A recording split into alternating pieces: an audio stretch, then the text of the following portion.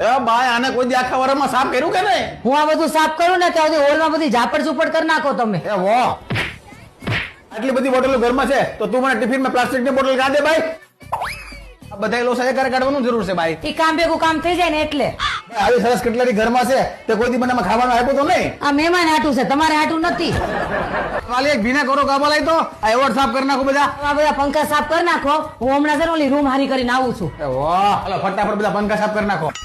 હા હું જોવા પંખા સાફ કરી બધા હાલે. અક્કલ નો અસ્થિર કોણ છે બધા વિષયમાં ફેલ? પેલા તો મારું જ છે. હંતાડી દેવા દે, કોઈને હાથમાં ન આવવું જોઈએ.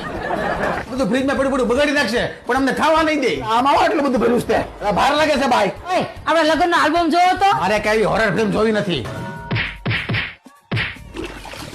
એ ભાઈ ટીવી ને સાફ કરવાનું છે. હાવ સાફ નથી કરી નાખવાનું. તો કરી લો હાથે. ઓય, આવું લખ્યું છે, તું છે મારા દિલની રાણી, તને પૂછીને પીવું પાણી, ટોકીસમાં જઈને આપણે ખાઈએ ધાણી, બસ આજ મારા દિલની વાણી, આપનો આજ્ઞાકારી જેઠાલાલ. વાલી મેં આ તારી હાટ લખ્યું તારી હાટું. હે, મને ખબર છે કોની હાટું લખ્યું છે. હલવાઈ ગયા કબૂતર. આ ક્યાં ગયા? હવે દિવાળી સુધી અહીંયા જ રહેવાનું છે.